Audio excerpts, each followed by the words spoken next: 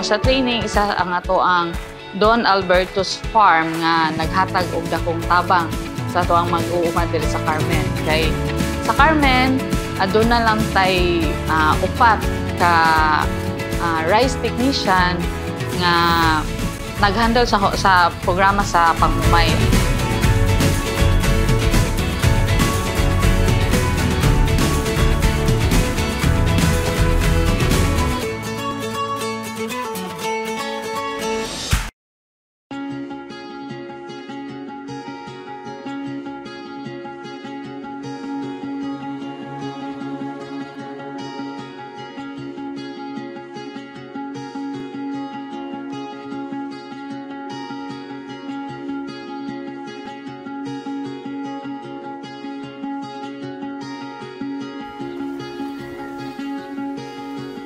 The Rice Competitiveness Enhancement Fund, or commonly known as RCEP, was created under Rice Tariffication Law or Republic Act 11203.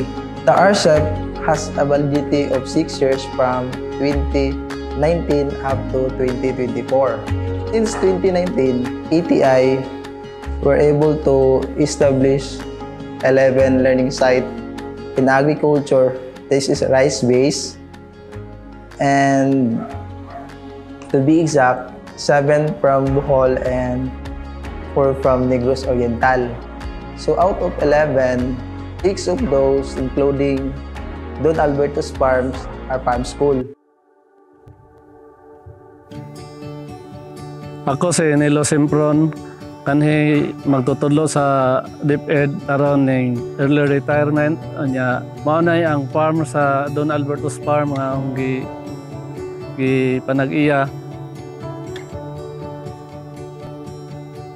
Sa wa pa matukod ang learning site sa Don Alberto's Farm, sa unang panahon usa kini ka daruhan balanghoyan gitamnan og balanghoy nga gipanag-iya kanini sa akong amahan nga si Alberto Simpron. Kanya sa binahinay pa namo sa mga yuta kay sa mga igsoon na mga igsoon subdivide ng lote, ako ang nakabahin sa maong basakan nga mao na karon nga gihimo na ko nga learning site sa for agriculture sa RCEP. Apply ko sa ATI nga na-approve ko sa usa sa learning site, na-approve sa December 14, 2020. Pagkahuman sa pag-approve, ni-apply ko dayon o kanang pa-accredit ko sa TISDA sa farm school. So pagka 2021, September 10, 2021, na-accredited ko sa TISDA. Nakasugod kong training pagka May 2021, gitagaan kong mga batches, 6 batches, 150 ka scholars. Kanya hangtod karon kada year magani og kanang batch sa mga sagitan sa TISDA. Sa po ni tumutuyo na nga ning naghimo ko aning learning site para makatabang po ko sa amo ang diri sa among barangay og labi na sa mga kasilingan ng mga lungsod. Ang giuna yun na og pa-train ang taga-Matinaw yun ang giuna para malipay po ang mga tao nga akong giuna sila kay naman diri sa mong baryo. Ang title sa training sa among i-conduct din sa Don Alberto's Farm ang Production of High Quality and Bred Rice and Seed Certification and Farm Transition. Mao ni ang gitrain sa mga scholars kada batches of sod sa 17 weeks, pausa sa usak semana mao nang i-cover na ang land preparation ng sod sa harvest.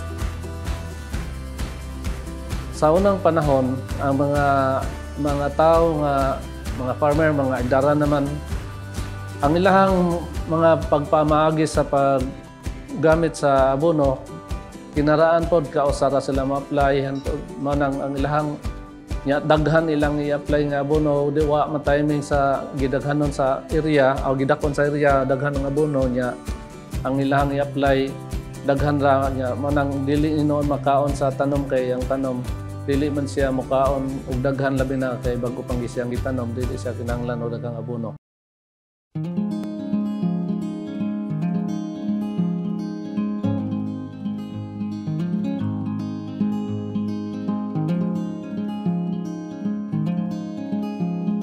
Ako si Pablo Perbeso sa mag-uuma, nagpuyo sa barangay sa Matinaw, Carmen, Bohol. Ako sa naka-attend sa mga pagbansay-bansay din sa amuang barangay sa Matinaw. O ako yung nakita nga dako kayo og ikatabang isip mag-uuma ang maong nahitabong bansay-bansay din sa among barangay sa Matinaw. Tungod kay sa akong kinabuhi isip mag-uuma ang ako rin yung nasundan, mao rin ang mga pamaagi sa akong mga ginikanan, akong mga kasilinganan. Pero sa ako ng pag-atin, ini mga pagbansay-bansay, ako yung nakita nga dako kayo, gikatabang diha sa akong kinabuhi isip mag-uuma. Unang, di yun ako malimtan sa amo nga pagbansay-bansay, mao ang pag-apply o mga medisina. Kaysa unang bahin sa wa pa ko ka-atin sa among bansay-bansay, igor gyud kong manundog diha sa among mga silingan, no. Na gani mo apply og mga medisina, nya tan-aw na mo nga epektibo, mora po na akong sundugon. Pero sa dihang may atin ako sa among bansay-bansay, ako yung nakita nga dako gyud kayo kalainan tungod kay naaman di ay mga mananap nga dili pud patyon anang medisinaha. O niya ikaduha kanang doon na po'y panahon, no? Panahon nga agdon, ano sa tama apply yan ang maong medisina. Dako yung kayo na kong pasalamat sa gihimo nga maong training diri. Tungod kay bisag senior citizen na ta, diha sa pagpanguma, pulos malanggod kape, no? So pulos lang obserbasyon. Pero diha sa maong training, dako yung kayo og gigatabang para nako. Tungod kay una, nakasave ko sa panahon. Tungod kay sa una, musuhol ko og pangabuno sa akong basakan ng napo ka tao, di gyud na nila mauman usa ka adlaw. Pero sa humana kog training dire, duha na usa na lang ka tao, duha mi ka buok. Naman ko sinuulan, duha na lang mi ka buok nga mo apply sa abono. So akong nakita nga dako gyud kayo og gikatabang sa financially nga bahin, unya labaw sa tanan, dako gyud kay gikatabang sa abono. Dako kayo wa na ka abot og katunga.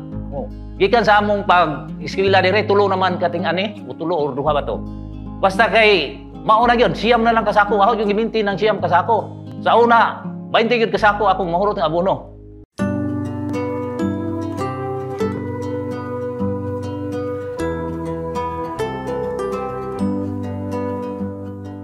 The benefit of farm school really help our farmers. Since under farm school, our registered RSBEC rice farmer were able to enroll the modified farmers field schools on the production of high-quality inbred rice seeds for free and with corresponding allowance.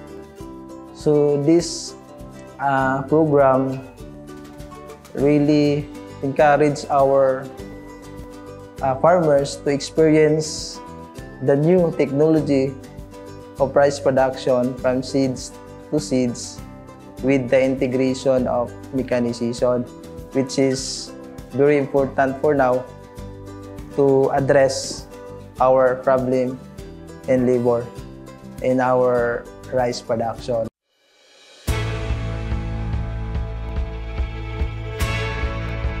Kani siya nga kaning mga humay karon usa sa nga part ani ang gikan sa RCEP nga machinery sa mo ang gigamit atong sa transplanter mao may gigamit sa mo pagtanom ani.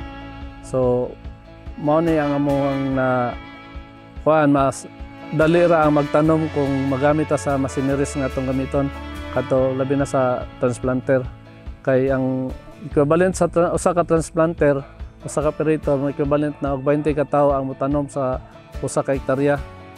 So ako kay katabang ang RCEP tungod kay ang iyahang masineres nga gamiton dali ra siya mahumag tanom, ya malibor ang imong labor gamay ra imong malibor ga gasto. Ang nadawat na mo sa learning site as a learning site sa Agricultural Training Institute Region 7, nakakadawat ng assistance sa kanang hand tractor o water pump nga submersible may gamit sa basakan. Mao na siya og kaning mga gamit po na mo sa training hall. Mao po nay usa po ni sa hinabang gikan sa ATI. Siya pag kami kay na himo naman ng farm school, naapod may na palit nga mga masineres. Ako si Jane Nukulan, ang atong Municipal Agricultural Officer diri sa Carmen. And then usapod ko sa mga rice technician na nagdumala sa tong rice program diri sa Carmen. So, mapasalamaton tagdako sa RCEF kay kini nagahatag yun og dakong tabang sa atong mga mag-uumay, especially sa atong mag-uuma sa humay. No? Mo-mention na laman ko sa ilang pagpanghatag sa binhi, mga machineries, sa mga palon, o especially po sa training. Kay sa Carmen, doon na lang tay upat ka rice technician nga nag-handle sa programa sa panghumay or nag-handle sa rice program diri sa Carmen. And then adun natay sa pagkakaroon adun natay 8,000 plus nga RSBSA enrolled nga mga rice farmers. Unya kana no, since upat ra gyud ang ato ang full-fledged technician diri sa Carmen, di gyud nato na maatol tanan sila sa paghatag sa ato ang tunol nato sa ilahang ato ang mga gustong ipaabot sa ilaha. So maunang mapasalamaton kaayo mi sa Don Alberto's Farm, no, sa learning site sa diri sa Carmen, kay especially sa training side kay aduna karon sige sila og conduct sa training on production of high quality inbred rice seed certification and farm mechanization. So diring dapita daghan ang naka-avail sa maong trainings nga dili nato ma-accommodate diri sa opisina. So ang ilahang gitawag nato nga learning site nakahatag og dugang pagtulunan sa atong mga mag-uuma. Then karon ni expand naman sila sa other barangays, so mas daghan na gyud ang naka-avail sa maong nga training. Dakong challenges sa usa sa kuan sa din pagtukod sa learning site mao jud ang puhunan. Kay sa pagsugod ato kay kaning labi na okay ra ko sa learning site pa to kay murag di ta kayo dakuan og gasto. Pero pag kaning nanatay farm school na dayta bin ako kanang sayon-sayon ra di ay ning kuan daghan pa man dayta og mga gastuanan kay ang labi na sa mga scholars kara mugasto pa mugasto pa man taon na usa ta makahuman ang training anha pa man ta mahatagan sa ilahang budget pod sa gikan sa TISDA. So mao na ang puhunan mao jud na usa sa kuan challenges niya ang panahon pod labi na sa pagsugod aning kaning learning site nga kani naapadta sa kanang atong panahon na kanang dahil po sa DepEd nya mabali-bali ang awang kaning serbisyuhan matong naka-decide ko nga mo-retire sa early retirement sa DepEd para maka-focus ko sa akong sa farm school.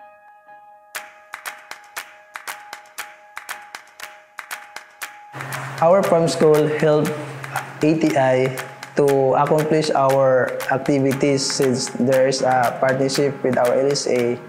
So instead of ATI will do